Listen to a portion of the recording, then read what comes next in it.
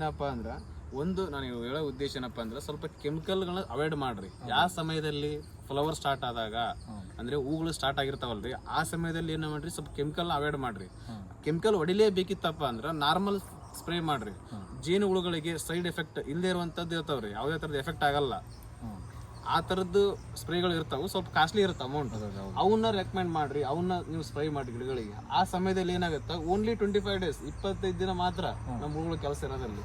25 ದಿನ ಆದ್ಮೇಲೆ ನೀವೆಲ್ಲ ಕಾಪ್ ಸೆಟ್ ಆಗುತ್ತೆ, ಅವಾಗ ಬೇಕಾದ್ರೆ ನೀವು ಯಾವ್ದಾದ್ರು ಸ್ಪ್ರೇ ಮಾಡ್ರಿ.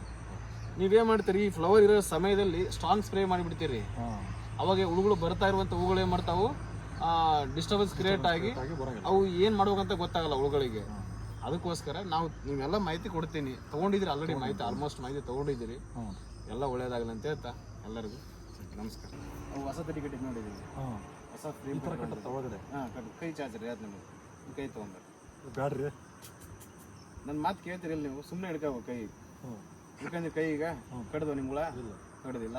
ಬರ್ರಿ ಹತ್ರ ಬರ್ರಿ, ಹತ್ರ ಬರ್ರಿ, ಬರ್ರಿ ಬರ್ರಿ ಹತ್ರ ಬರ್ರಿ, ಬರ್ರಿ ಇಲ್ಲಿ ನಾ ಹೇಳ್ತೀನಿ. ಸುಮ್ಮನೆ ಇರಿ, ಸುಮ್ಮನೆ ಇರಿ, ಸುಮ್ಮನೆ ಕಡ್ದು ಹುಳ ನಿಮಗೆ ಯಾಕೆ ಕಡ್ಲಿಲ್ಲ ಅವು? ಅದಕ್ಕೆ ಬರ್ರಿ, ಎದಕ್ಕೆ ಕಡ್ಲಿಲ್ಲ ಅವು? ಈಗ ನೀವೇನು ಮಾಡಿ ಏನು ಮಾಡಲ್ಲ, ಹಿಡ್ಕರಿ. ಹಾಂ